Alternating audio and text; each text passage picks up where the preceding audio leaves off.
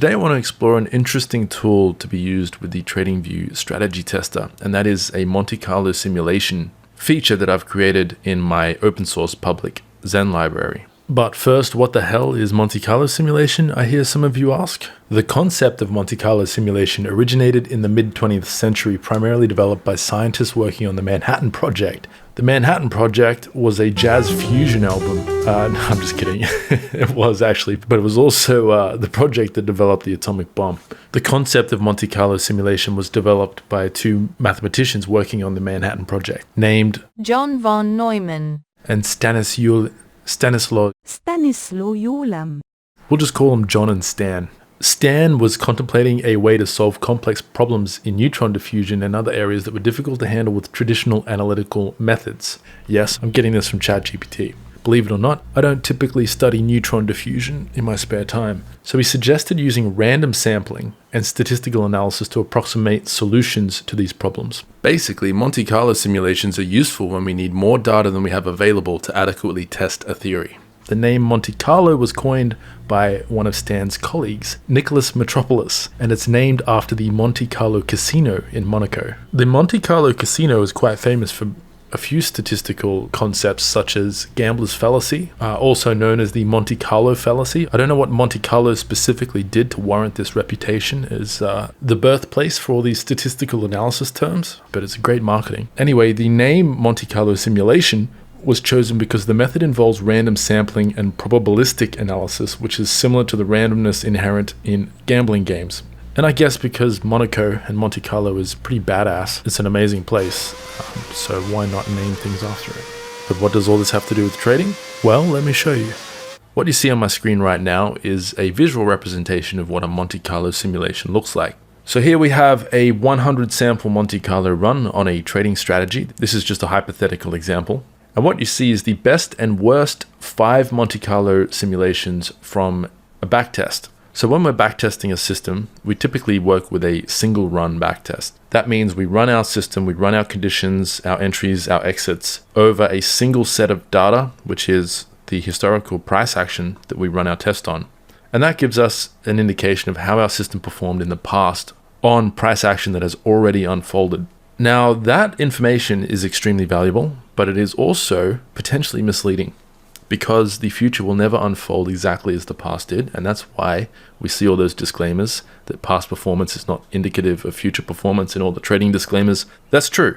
The past is not indicative of what will happen in the future. Sure, the future may be similar to the past, and it probably will be similar, but it won't always be exactly the same. And that's where a tool like Monte Carlo simulation comes into the backtesting process. The idea is, instead of running your backtest over a single set of data, you randomize that data slightly. So the 4 sort of basic core pillars of a Monte Carlo backtest run are skipping trades. So you randomly do not take trades that you otherwise should have, just to introduce a bit more randomness into a system. This is particularly useful for systems like trend following systems, which depend on really big outsized gains to make up for its losses. You know, if you have a system that has like a 30 or 40% win rate, but it hits the occasional 10-to-1 winner, that might still be a profitable system. But there's a lot of luck involved in a system like that as well, because if you have a single run backtest where you hit a couple of 10-to-1 winners that salvaged your system, and had you missed a few of those, the system would have been completely unprofitable over that period of time, then that's a very dangerous system to trade potentially. And by randomly skipping trades, we can see how resilient our system is to slight variations to future price, to randomness. A second method for Monte Carlo simulating, these can be stacked on top of each other, by the way, although you don't want to stack too many because it gets a bit too much. But a second option for Monte Carlo simulation is randomizing the trade sequence. So that means instead of taking trade 1, trade 2, trade 3, maybe you take trade 3 first, and then trade 1, and then trade 2. With the TradingView strategy tester, we can't do that sort of thing. Unfortunately, the strategy tester is quite basic in its functionality, so that's out of the question for us. We can randomly skip trades, and that's what I'm going to show you guys how to do today. And one of the third options is increasing the variance of the data we're working with. So that might mean things like modifying the open, high, low, and close slightly, so that the bars we're trading are slightly different to what they were historically.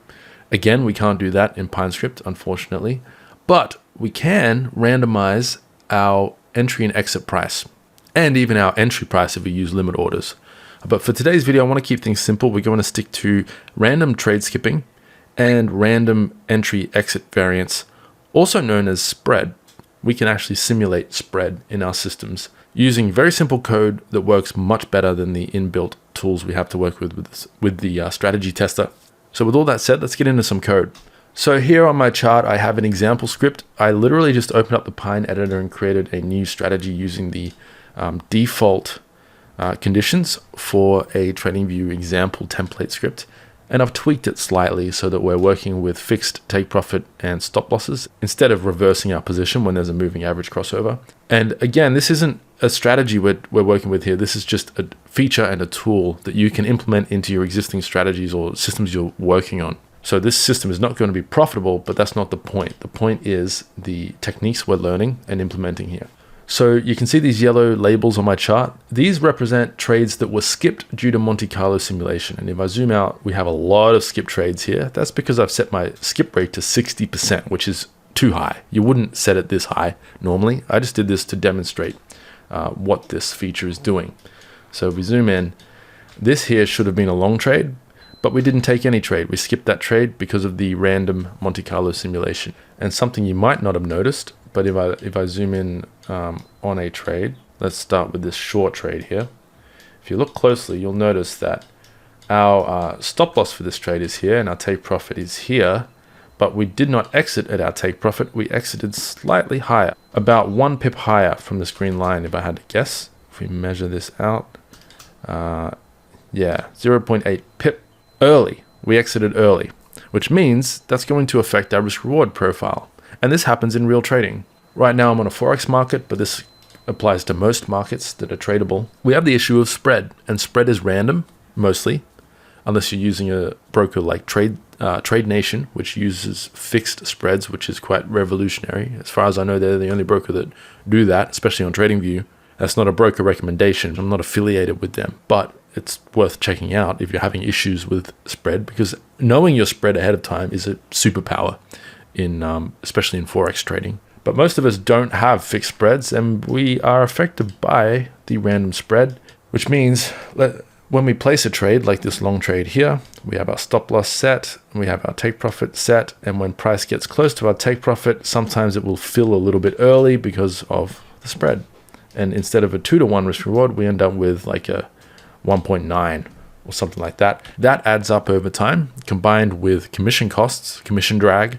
You can quickly see a system go from profitable on paper when you're not accounting for commission and you're not accounting for slippage to completely worthless and untradeable once those factors are introduced in real trading. So Monte Carlo simulation of the spread and trade skipping can help us determine how robust our trading system is. And I'll show you a real life example of this on a different script at the end of the video. But for now, let's get into the code. So it's really simple to add this to your scripts. Just import my public open source Zen library. All you need to do is type in import Zen control space and find Zen library. Current version is 8. So I import that 8th version of my library as Zen, the keyword Zen. And that gives me access to all of these functions. I won't go over all of these today. We're just going to focus on skip trade Monte Carlo and one of the random number features in that library. So then I have a few user inputs, have a skip percentage and our random spread. And then this little checkbox here does nothing. Just simply turning this on or off will re-randomize my chart, because every time you change a setting in the script, it re-executes on price action. And because we are randomizing these values, they will be randomly changed every time we change a value. So turning this box on or off, if you look closely, is re-randomizing my chart. So that's the only purpose of this little checkbox. It doesn't actually do anything in the script. So first of all, let's have a look at the skip trade code. So what I have here is 2 trade conditions, long trades and short trades. These are just simple moving average crossovers. So I'm just checking, do we have a crossover and do we not have an open position? If our position size is 0, that means we are flat. That means our long conditions are met and we are able to take a trade. But before we enter our trade, I'm checking this library function here, skip trade Monte Carlo. If not, skip trade Monte Carlo. So if this function returns false, we do enter our trade. And if I hover over this, it will explain what this does. This checks to see if trade should be skipped to emulate rudimentary Monte Carlo simulation. It returns true if the trade is skipped, false if it's not skipped. And it takes two parameters, the percentage chance to skip a trade and a debug value. So skip trade chance is our user input. It's set to 10 by default, 10%, which is still pretty high, but I'll leave it there for now. And debug is set to true. That paints these little yellow labels. If I set that to false, we don't get any labels on the chart, so we won't know when a trade is skipped. It's probably recommended to leave that on so you know what your script is doing, but you can turn it off by just not specifying that value or that parameter. And that's it. That's literally it. That's all you need to do in order to introduce trade skipping into your systems. Is just add this check here before you enter your trades. You can add this directly to the long condition, so I could add that in here and remove this check. The problem with this approach is that this long condition is checked on every single bar on my chart, and so what we will get here is these yellow labels plotting on pretty much every bar on my chart, because right now it's set to 60. If I set this to let me set it to 100 right now just to show you what I mean. This label will appear on every single bar, as you see here, because my long condition check is being checked on every single bar. If you only want the debug labels to display when a actual trade is skipped, you need to nest this check after your long condition or short condition check. So what happens here is this is run on every single bar. If it's true, then this is run. And so this will display the label only on trading setups that were actually skipped, and bars that do not meet our trading setups are completely ignored. And that's it. That's it for the Monte Carlo trade skipping. Very, very simple. All you need to do is add a user input to set the percentage chance and add this check to your entries. That's all. The spread check, on the other hand, is a little bit more complicated. So here is the randomized spread. It's set to 1 pip by default. For this, I have to use my random function here. Now, you don't need to understand what a pseudo random number generator is. For our purposes, it's fine. This will do the job just fine. It will simulate a random number between this value and this value. So between 0 and this number. Monte Carlo spread value will be somewhere between 0 and 1. We convert that into pips using my zen.toPips function. For Forex, this is necessary. For some other markets, you might not need to use this function. But because I'm on a Forex market right now, I need to convert this value into pips because we're working with whole numbers here. I could get rid of this completely and set my random spread to what is a pip on euro dollar, like 0.0001 or whatever. But I like to work with whole numbers, so I'm going to use this conversion function here. Now I'm going to skip over the rest of the code for calculating our stop loss, take profit, etc. because it's not relevant for the lesson. You should be replacing all of this code with your own systems code anyway. I just want to show you guys how to randomize the spread when it comes to exiting our trades with profit targets and stop losses. So let's skip ahead to that part of the script. Once we've set our take profit and stop loss, we can come down here to where we calculate our randomized spread in a realistic manner, which is to say, harming our trade outcome. So we don't want our Monte Carlo simulation to extend our take profit and reduce our stop loss. Maybe you do want to reduce your stop loss because sometimes your stop loss will be hit early, and your take profit will also be hit early. In fact, that's the most likely thing to happen. So we could adjust our code here to emulate that. So we have a random spread, stop loss, and take profit value here. And then if we're in a long trade, we randomize that spread accordingly to harm the trade. And if we're in a short trade, we have to do it a little differently. So let's have a look at a long trade first. For a long trade, our stop loss is being filled beyond our actual desired stop loss. We should probably bump this up so that it gets hit early. That's more likely to happen with spread. We all know that, especially on lower time frames, you set up your trade and then price comes close to it and you get stopped out, and then price reverses and goes on to be a would-be winner. It didn't touch your stop loss, but you still got stopped out because of the spread. That's a common occurrence in Forex trading, and that's what this sort of code can help you detect way before you start experiencing that in real markets.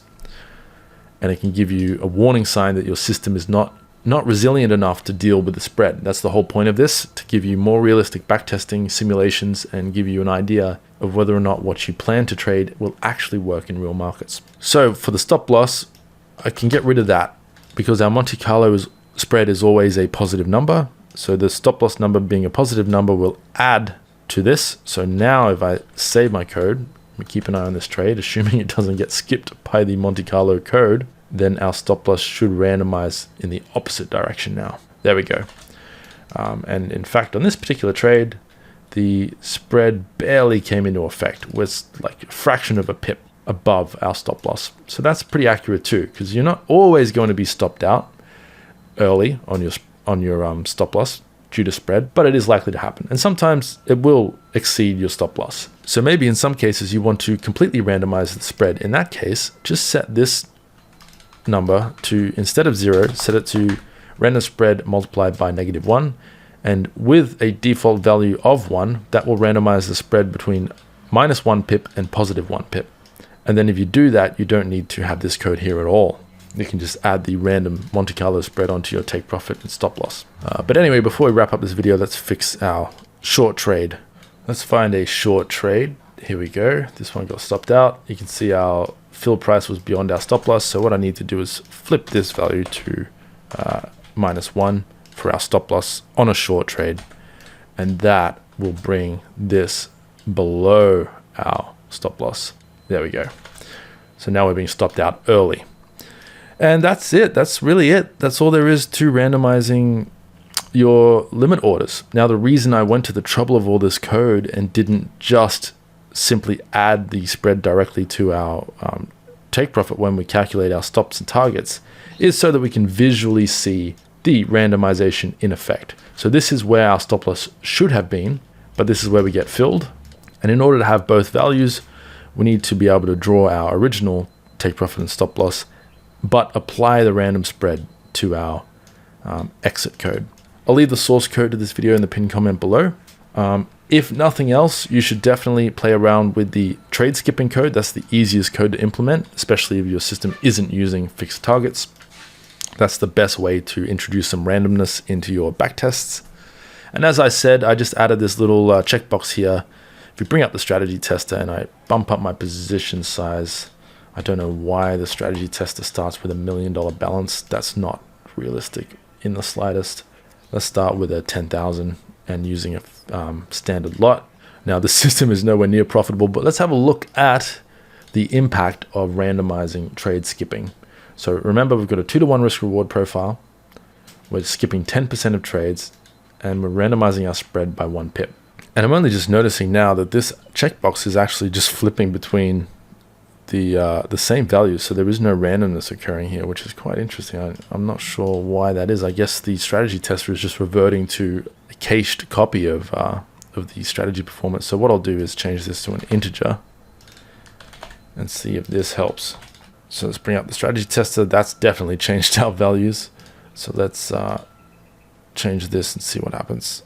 Okay, now we're getting a more randomized result. So the checkbox wasn't working. I need to increment this value, which is quite interesting. This actually, I didn't expect that. This actually saves the backtest run. So if you look here, we've got 76.26. If I go up to 1, we have 14.33. If I go back to 0, we have 76.26. So this is a handy way to cycle through Monte Carlo runs. Now this system is random. The entry conditions are terrible. They're very simplistic. They're very basic. For a proper system, a robust system that you've actually put some proper work into developing, a 10% trade skip rate should not affect your results nearly as much as this. And if it does, then that's a sign that perhaps your system is not as robust as it should be, and it requires further investigation, further strengthening in terms of its resilience towards future changes in price action, conditions, and markets evolving over time. Over time, markets act differently as they did in the past. A good system will be resilient towards that or robust towards that, and future changes in price behavior won't affect the system dramatically. Eventually, sure, the system will probably break. The lower the time frame, the quicker that's likely to happen. But if you do a good job of the backtesting process, you can minimize the odds of that happening to you in the near future. I mentioned earlier I'd show you guys this in practice with a real system. So let me throw on my ultimate pullback strategy that I recently made some improvements to. Here we have a profitable system just with the default settings of approximately a 1-to-1 risk reward profile. So every trade you see on my chart is risking 1-to-1. So 10 pip stop, 10 pip target. We are using fixed fractional position sizing. So we're risking 1% to make 1% on every trade. And we have a roughly profitable system. I haven't introduced commission costs. Let's do that now to show you guys the whole shebang. This is my actual broker's commission cost. It's $7.50 per standard lot, which works out to be about this many cents per unit. So let's add that in. So we're still profitable, but it's not great. I do need to come through and tweak my stops and targets and my exit reasons and come up with a better return than this. But we at least have something to work with here. You can see the impact of commission alone has dropped my risk reward profile to 0.93. Remember, my take profit is 1-to-1. So for 10 pips risk, I'm making 10 pips, but commission drag has already started to take a big effect on my risk reward profile. Let's add in some random Monte Carlo simulation. So down here in the backtester settings, I'll set my Monte Carlo skip percent to 10 and we'll see how this affects things. There we go, we skipped 60 trades and you can see my return and drawdown didn't change very much at all. That's because of the nature of this system. With a 1-to-1 target, I'm not going to get much of a change. So let's tweak something. Let's try, instead of a 1-to-1 risk reward, let's try using a trailing stop. Let's use an ATR based trailing stop. So now you can see we still have a profitable system. We are now trailing our stop loss, 1 ATR above swing highs. Now the trade skipping will be more interesting because if I miss a big winning trade like this, that's going to affect my return quite a bit. So this will give me a better idea of the resilience of my system. So now I can just refresh the page. I should really add that Monte Carlo simulation run input to the script. If you look up in the top right, you can see my return and drawdown changing. This time we only skipped 35 trades. So now hopefully you are seeing the value of this Monte Carlo feature. Have a look at that one. That really dramatically changed our return. So the 57 trades we skipped, we must have skipped quite a few losing trades out of that backtest run. Or more likely, we probably skipped a few losing trades in a row. The point of Monte Carlo simulation is not to see whether or not your system is profitable, but to see how slight changes in the past may have affected your outcomes.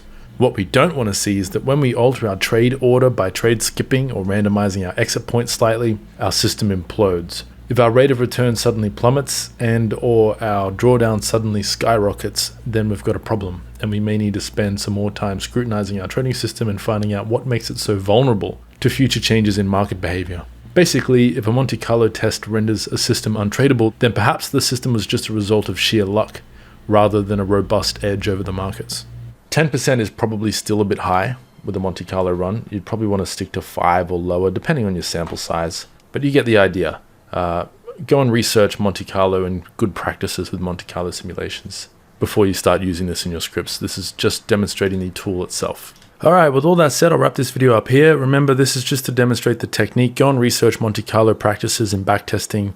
In future videos, I'll do more content on this. I'm actually trying to put together a course on backtesting on the TradingView platform. So make sure to subscribe to the channel and our newsletter if you want to stay in the loop about that. Now, ideally, you'd be exporting some of this data to spreadsheets and tracking this information. You'd probably want at least 20, 30 Monte Carlo runs. The more the better, but at least that many, before you can get a definitive idea of how the Monte Carlo simulation is affecting your particular system and how vulnerable it is to slight changes in the historical data you've tested on. Remember, the whole point of this is just to see how vulnerable your system is to being applied to price action that is slightly different to the past, which is how the future is likely to unfold. Or if you happen